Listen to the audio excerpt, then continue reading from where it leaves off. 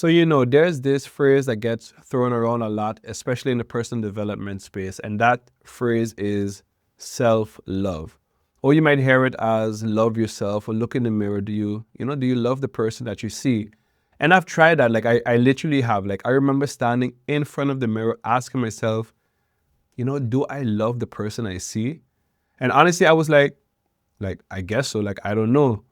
And if I'm being honest, like for a long time, that phrase just never really landed for me. Not because I disagreed with it, but because I didn't actually understand what it was supposed to look like or, what it was supposed to even feel like, especially as a man and even more so as a father.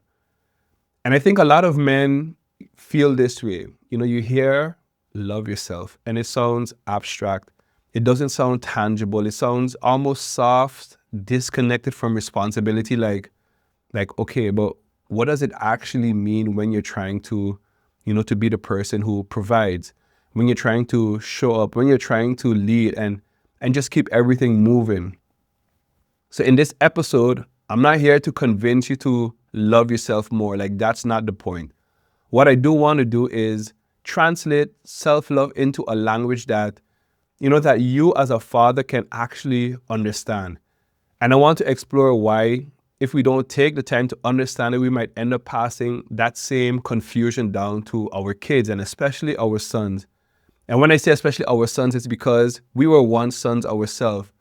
And now we're standing on the other side of that relationship with a responsibility to be a little bit more aware of what we're passing on to the next generation of men. Because whether you realize it or not, the way you treat yourself quietly teaches your kids how they're going to treat themselves.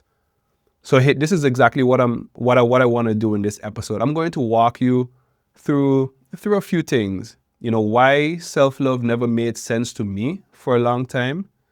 I want to share how personal development, and if you're into personal development, that this part might be really hard, like how personal development actually pushed me further away from self-love at one point. And then in the end, I want to give you the reframe, like the reframe that finally helped it click for me, not as a feeling, but as something practical, something tangible, something lived, something that you can actually model.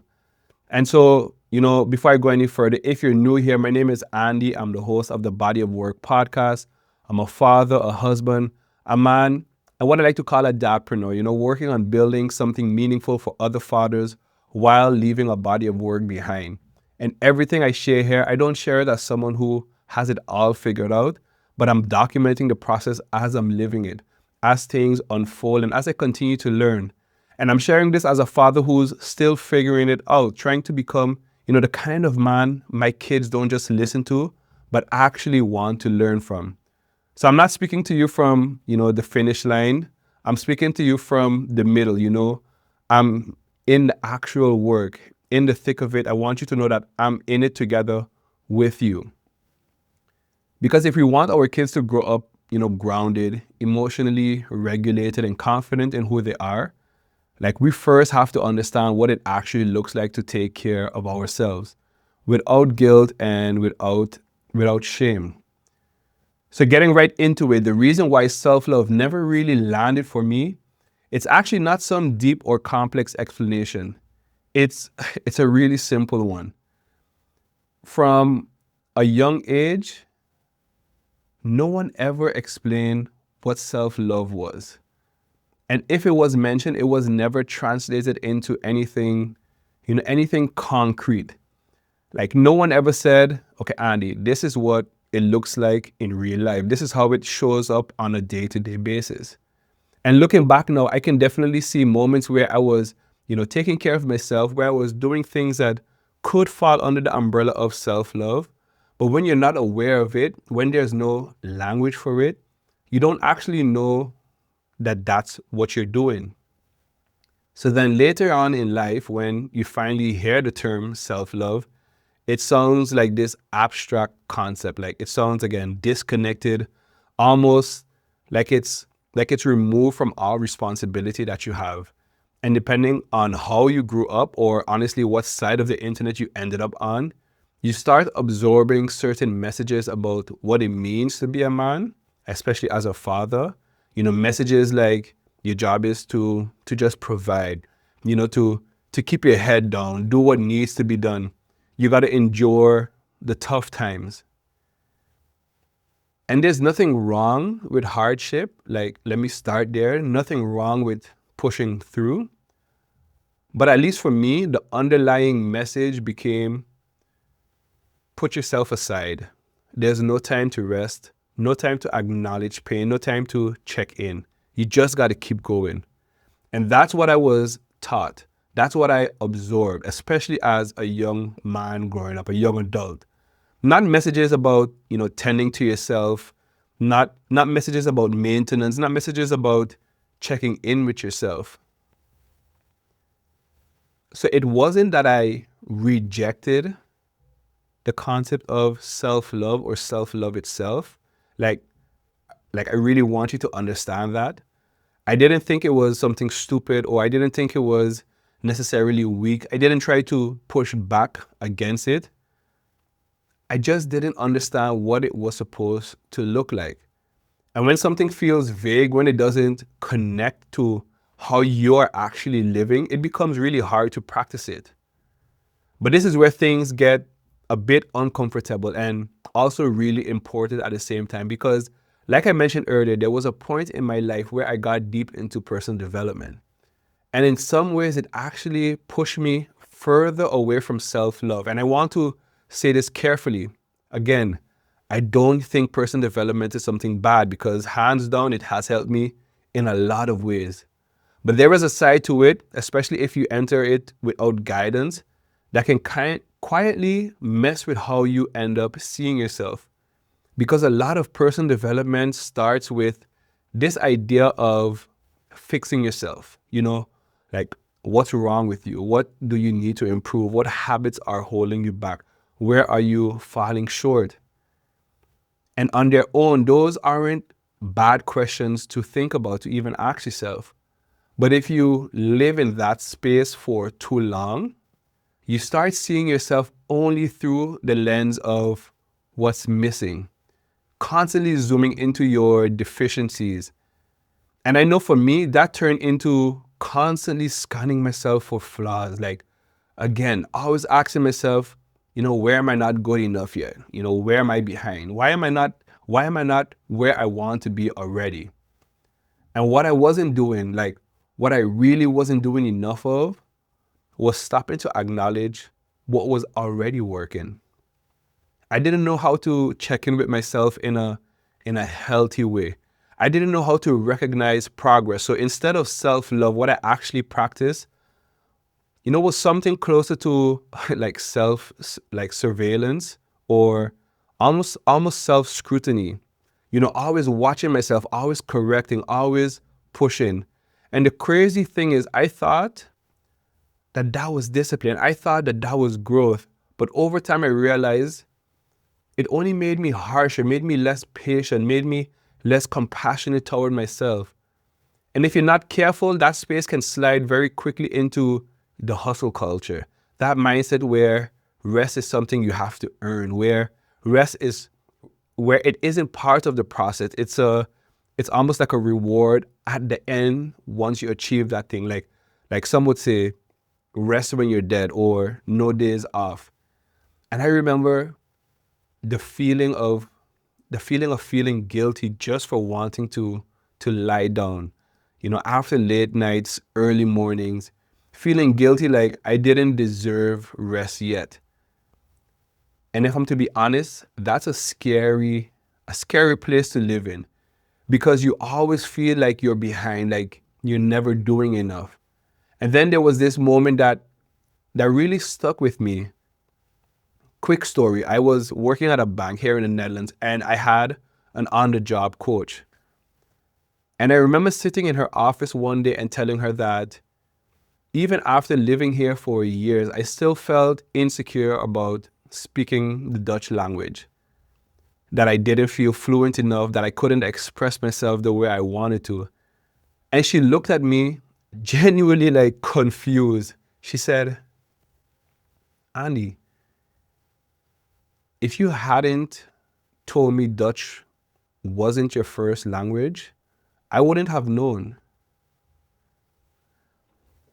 And when she said that, that kind of stopped me in my tracks, because what she was pointing out was basically this gap between how far I had actually come and how I was measuring myself. She told me, look, it's good that you want to improve. Like, that's definitely a strength. But because you set the bar so high for yourself, you can't even see how much progress you've already made. And that's when it really hit me. Personal development had trained me to keep raising the bar constantly, but never to, to turn around and look at the distance I'd already covered. To look back and acknowledge what I'd overcome, the skills I had developed, the progress I'd made. So instead of self-love, what I had built was this pressure. Instead of care, I was in a flow of constant self-critique. You see, no one ever told me that compassion is part of growth as well. How to have compassion for yourself. No one told me that being kind to yourself doesn't mean you're somehow lowering your standards. And this matters, especially as fathers, because if we're not aware of this, we carry that same harshness into fatherhood. Always feeling like we're not doing enough, always guilt tripping ourselves, always pushing without having compassion for ourselves. And the scarier part is our kids don't just learn from what we tell them, from what we say. They learn from what they're seeing us do. They watch how we treat ourselves. And that's where I realized I needed to be a little bit more intentional, a little bit more aware, because the way I treat myself is already teaching them, something, whether I like it or not. And then somewhere along the way, something finally shifted. And when I look back now, there were really two moments that together changed much more compassion and care I have for myself today. And the first one came through a conversation with my wife. I don't remember the exact words, but I remember the moment very clearly. It was a period where I was being extremely negative toward myself, very harsh, very, very critical. And she asked me something that stopped me in my tracks. She said, Andy, if one of your closest friends came to you talking about himself the way you're talking about yourself right now, would you speak to him the same way? And immediately I was like, nah, of course not. She said, exactly. You'd be a lot more compassionate, right? You'd be a lot more understanding. You wouldn't beat him down the way you're beating down yourself. And that was one of the first times I really realized something key. Because I didn't know what it meant to love myself, I also didn't know how to have compassion for myself. Be graceful with myself when I wasn't feeling okay, or making the progress that I thought I should have made, or mistakes I should have, avoided. And just being kind to myself, having compassion that moment planted that seed. But the second moment is where things really clicked for me, because that's where self-love stopped being a feeling I sought after and it started becoming something practical. That reframe came from Jason Wilson and a book he wrote called The Man the Moment Demands. And quick side note, if you don't know who Jason Wilson is, he's a speaker, an author, he's a martial artist and the founder of a dojo where he's been working with young boys and men for, I think it's over 2 decades now. And he's widely known for helping men become more emotionally resilient and transparent. And this without thinking that they're losing their strength somehow. And in his book, or I think it could have been a podcast I probably listened, but either way, he said something that it finally made self-love make a lot more sense to me. He said something along the lines of, it's not that men struggle with self-love, men struggle with the language of self-love. And then he said this, he said, most men actually understand maintenance really well. And when I heard that, I was like, yeah, like that's it. Because think about it. If something matters to you, your car, your house, your tools, your body, you maintain it. You don't wait until it completely breaks down. You check the oil, you service it, you listen for strange noises, not because you're emotional about it, but because you value it. And that's when it hit me that what if self-love isn't about standing in front of a mirror saying affirmations to yourself? What if self-love looks simply like self-maintenance? Am I maintaining my body? Am I maintaining my mental health, my emotional health? Am I really paying attention to all of these things, or am I only reacting once something breaks down? And this idea of self-maintenance as a father, this suddenly made complete sense to me. Because as fathers, we understand responsibility, we understand upkeep, we understand and experience that neglect always shows up later and usually with interest. Like I've had that myself. I remember there was a period after my son was born where I let go of my physical well-being. I stopped training, stopped taking care of my body, and I paid for that neglect with my mental health, with my confidence, with how I saw myself. So when I started looking at self-love through this lens of maintenance, it stopped feeling soft. It stopped feeling abstract. It stopped feeling disconnected from providing and leading. And it actually became finally a part of it. Taking care of myself wasn't indulgent. It wasn't selfish. It was maintenance. And here's where it really matters for fatherhood specifically. You see, whether you realize it again or not, our kids are watching how we maintain ourselves. You know, how we do or don't rest, how we handle exhaustion, how we treat our bodies, how we respond when we're overwhelmed. And they're learning. So if we were never taught what self-love looked like growing up, this moment now becomes our chance to redefine it, not as something fluffy, not as something selfish, but as the discipline of taking care of what's been entrusted to us, ourselves. And this is where it really started to hit home for me, because once I saw self-love as maintenance, as self-maintenance, I couldn't unsee how the lack of it had been quietly showing up in my role as a father now. It wasn't in, like a big dramatic way, but more so in like subtle ones, like in my patience or sometimes in my lack of it, and how quickly I got irritated when I was tired, and how short my fuse could be when I hadn't taken care of myself. Because here's the truth I had to face. When I don't maintain myself, I don't just pay for it internally. My family, they feel it too. And the tricky part is most of us don't even realize it's even happening. We tell ourselves things like, I'm fine, like I just need to push through. I'll rest later. But what actually happens is that exhaustion starts leaking out in unexpected ways. It shows up as frustration, as emotional distance, especially when the people we care about most, as snapping over small inconvenient things that don't even actually matter. And then we wonder why we feel so disconnected. And this is where it really matters, especially as fathers. Our kids don't learn self-love from what we tell them. They learn it from what we model. They're watching how we treat ourselves first when we're tired, how we talk to ourselves when we mess up, how we rest or even don't rest. And even more than that, they're watching how we rest. Do we rest with guilt, or do we rest with intention, to recover and to reset? To them, this becomes their normal. So think about it. If a child grows up watching a father who never rests, who never slows down, who is constantly hard and critical on himself, what does that teach the child about their own worth? To treat themselves, about their limits, about whether they're allowed to need care. And this hit me especially when I thought about it for my son.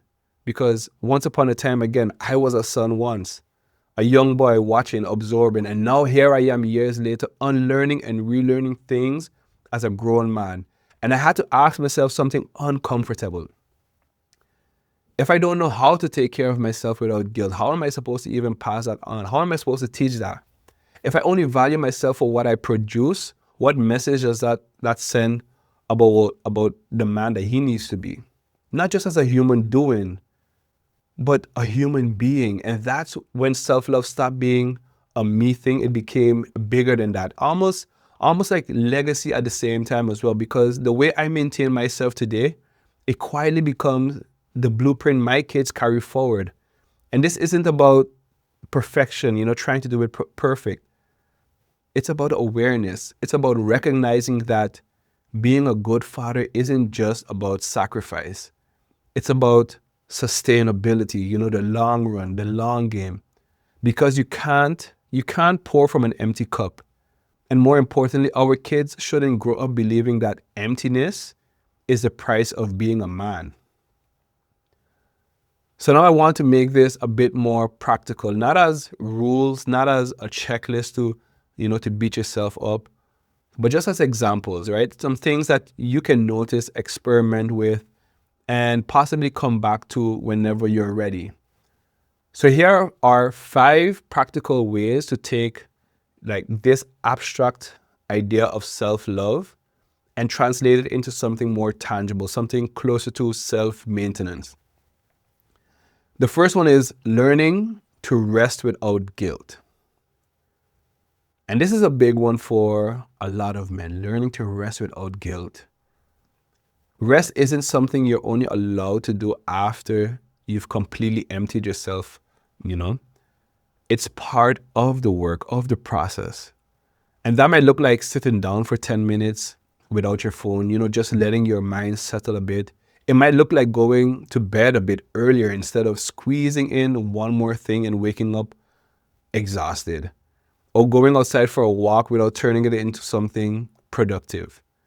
And if you feel guilty when you rest, that doesn't mean you're lazy. It usually means you were taught that your worth is tied to your output. So that was the first thing. The second thing is watching how you talk to yourself.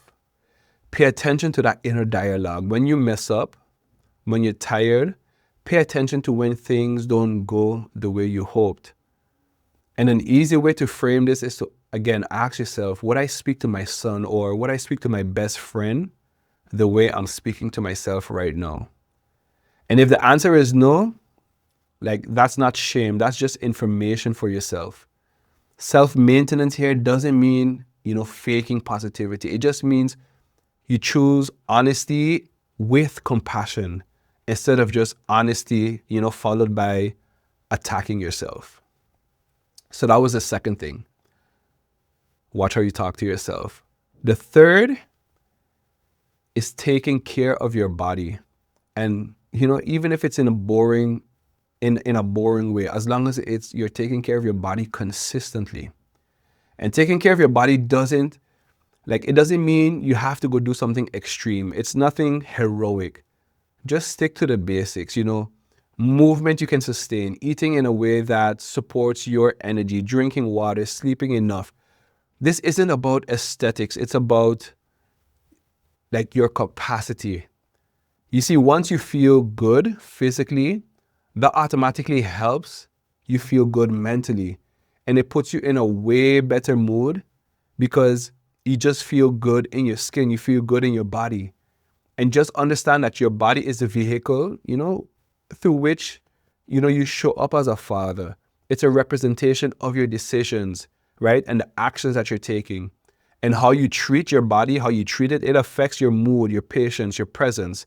So keep that in mind, that maintenance here, it matters a lot, right? So that was number 3, taking care of your body consistently.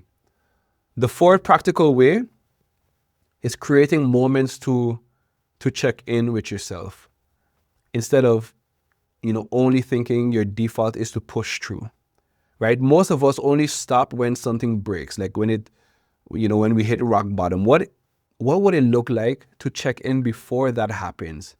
And this can be as simple as journaling, right? Pen and paper, I don't care, notes on your phone, voice notes, whatever feels natural to you. And on top of that, The questions that you ask yourself during this check-in, they don't need to be complicated either. Like, ask yourself, like, how am I actually doing right now? What feels heavy? What do I need more or even less of? You don't need all the answers. You just need the habit of noticing. And the last practical, thing that I want to give you in terms of making this concept more tangible as a model that you can, model after, is it's subtle, but it's powerful. And I've mentioned it a few times, but it's letting your kids see you take care of yourself. Like, let your kids see you take care of yourself. Like let them see you rest. Let them see you take a walk when you're overwhelmed. Let them hear you say, daddy's tired today. I just need a moment. Like, that doesn't make you weak. On the contrary, it teaches them that it's okay to have limits. It's okay to listen to your body. It's okay to take care of yourself. And that's modeling. That's not explaining. And again, these 5 things that I mentioned, like rest without guilt, watch how you talk to yourself, take care of your body in a consistent way, create moments to check in with yourself and let your kids see you take care of yourself. Like, doing these things, it's not about trying to do them perfectly. It's about just being aware of them, awareness. It's about choosing sustainability, right? Doing this over a long period, over just neglecting yourself. Because taking care of yourself isn't something that takes away from your family. It's actually something that quietly supports them. And I guess the reason for me, again, that I wanted to share all of this, it's not to convince you of anything. It's not to tell you what you should do, not to give you another standard to live up to. It's really just to offer a different way of looking at yourself, because maybe, right? Just maybe you're not broken. Maybe you're not behind. Maybe you're not failing at this whole being a man or being a father thing. Maybe you were just never given a language that made sense. And maybe what you've been calling weakness or inconsistency or lack of discipline was actually a lack of maintenance, a lack of self-maintenance. Maybe you've been carrying more than you realize, and you've been doing it quietly without any recognition whatsoever, and never once stopped long enough to acknowledge it. So if there's one thing I hope this episode gives you, it's permission. Permission to rest without guilt. Permission to take yourself seriously. Permission to take care of your body, take care of your mind, your emotions, not because you are selfish, but because it's the most responsible thing that you can do. And especially as a father, permission to remember that the way you treat yourself becomes the blueprint your kids learn from. Not from what you say, but from what you model. You don't have to have it all figured out again. You don't need a perfect system. You don't need to suddenly love yourself in some, big dramatic way. You just need to start maintaining what matters. And if no one ever showed you what that looked like growing up, that doesn't mean you're failing. It means you're learning. And you're learning in real time.